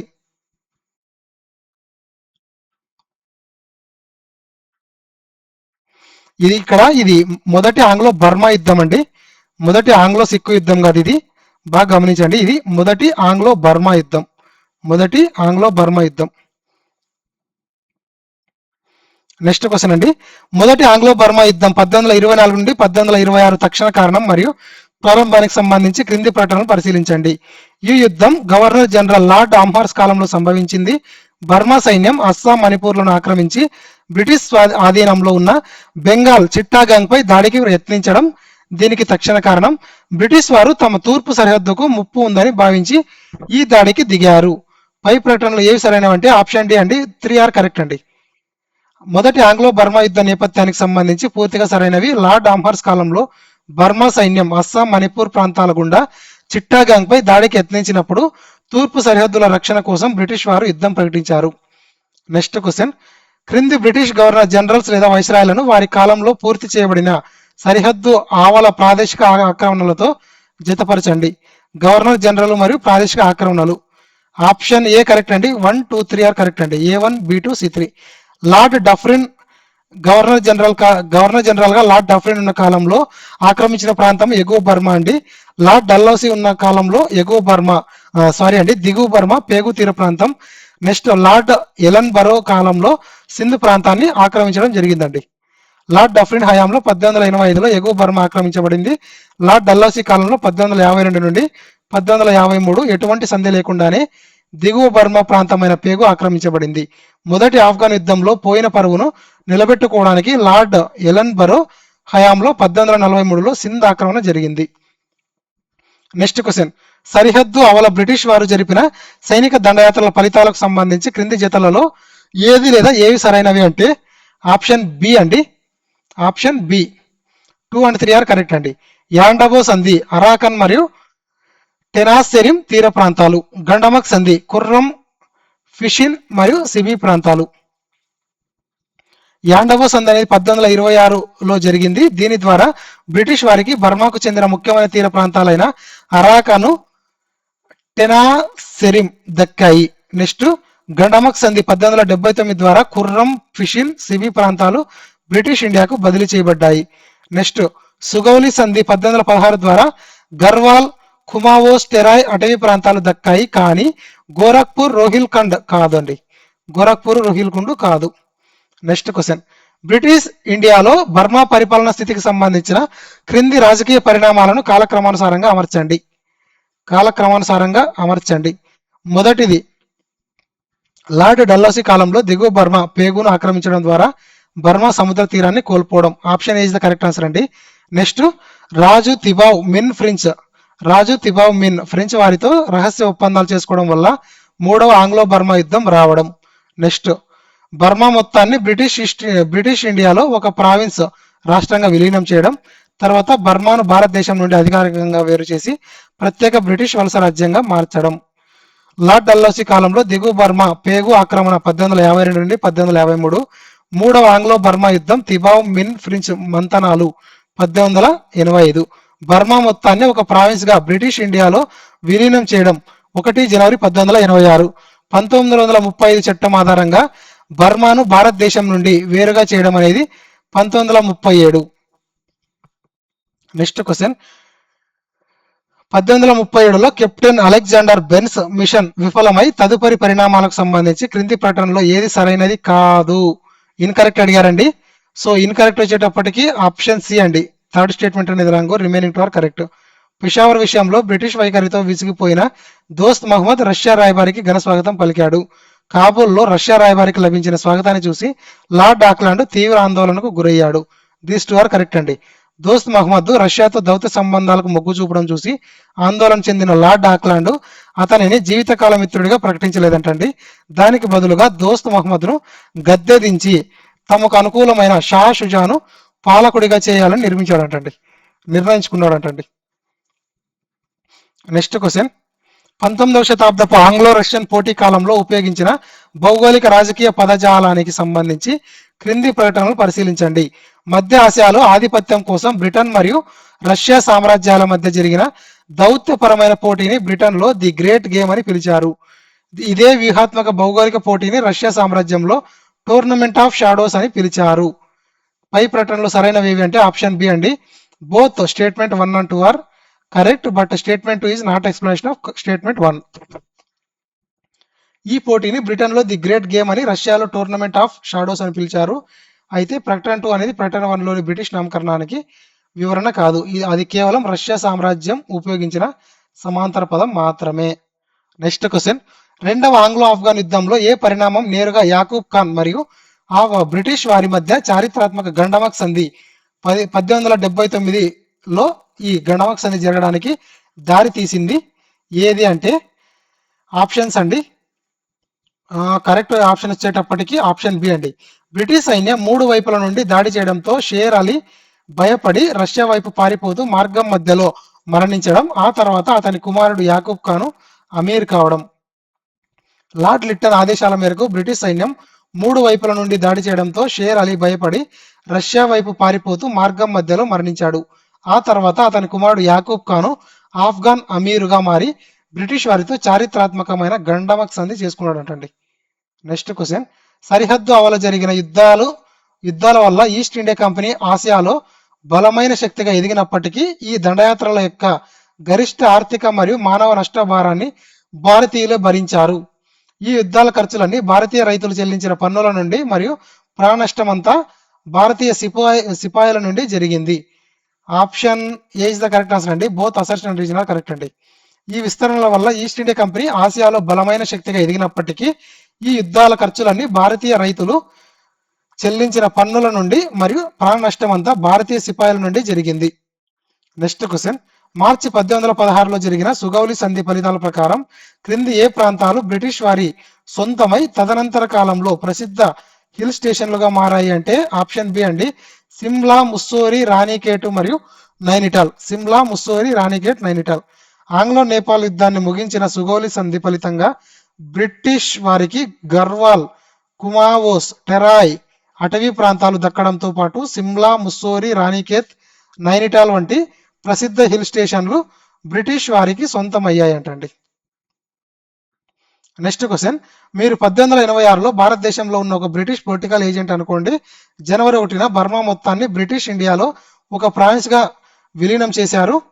బ్రిటిష్ పాలనలో బర్మా యొక్క పరిపాలన పరిణామాన్ని పరిశీలిస్తే దాని అధికారిక విభజనకు ముందు బర్మా దాదాపు ఎన్ని సంవత్సరాల పాటు భారతదేశంలో వేగంగా పాలించబడింది అంటే ఆప్షన్ సి అండి. 50 సంవత్సరాలు అండి. 50 సంవత్సరాలు. 1886 జనవరి 1న బర్మా మొత్తాన్ని బ్రిటిష్ ఇండియాలో ఒక ప్రావిన్స్ గా విలీనం చేశారు. ఆ తర్వాత 1935 భారత ప్రభుత్వ చట్టం ఆధారంగా 1937లో బర్మాను భారతదేశం నుండి వేరు చేశారు. అనగా బర్మా దాదాపు 50 సంవత్సరాల పాటు 1886 నుండి 1937 వరకు భారతదేశంలో భాగంగానే పాలించబడింది. 70 క్వశ్చన్స్ కంప్లీటెడ్ అండి. మనం సక్సెస్ఫుల్ గా 70 క్వశ్చన్స్ కంప్లీట్ చేసాం ఈ పార్ట్ 2లో. సో పార్ట్ 1 పార్ట్ 2 కలిపి ఆల్మోస్ట్ మీకు 120 క్వశ్చన్స్ అనేవి కవర్ చేయడం జరిగిందండి. 120 క్వశ్చన్స్ కవర్ చేయడం జరిగింది ఒక్క బ్రిటిష్ ఆక్రమణలోనే, ఒక సింగిల్ టాపిక్ మీద. సో మీకు ఎటువంటి క్వశ్చన్ వచ్చినా కూడా మీరు ఆన్సర్ చేసే విధంగా ఈ క్వశ్చన్స్ అనేవి ప్రిపేర్ చేయడం జరిగిందండి. సో ఈ క్వశ్చన్స్ యొక్క డిఫికల్టీ లెవెల్ అనేది ఎలా ఉంది, ఈ ప్యాటర్న్స్ అనేవి ఎలా ఉన్నాయి, మీకు నచ్చాయా లేదా, అలాగే ఈ గ్రూప్ 2 స్టాండర్డ్లో ఉన్నాయా లేదా కామెంట్లో తెలియజేయండి అండి మీ ఫీడ్బ్యాక్ ఏంటో. అలాగే ఇంకా మన ఛానల్ని ఎవరైనా సబ్స్క్రైబ్ చేసుకోకపోతే సబ్స్క్రైబ్ చేసుకోండి. అలాగే ఈ వీడియో కనుక మీకు నచ్చినట్లయితే ఈ వీడియోని లైక్ చేయండి, అలాగే మీ ఫ్రెండ్స్ కూడా షేర్ చేయండి. అలాగే ఈ వీడియో ఎలా అనిపించిందో కూడా, నచ్చిందా నచ్చలేదా, కంటెంట్ బాగుందా బాలేదా అనేది కామెంట్లో తెలియజేయండి. దీనివల్ల మాకు నెక్స్ట్ వీడియో చేయడానికి ఒక బూస్ట్ లా ఉంటుందండి. సో ప్రతి ఒక్కరూ మీ ఒపీనియన్ని కామెంట్లో తెలియజేయండి. థ్యాంక్ యూ అండి, బాయ్.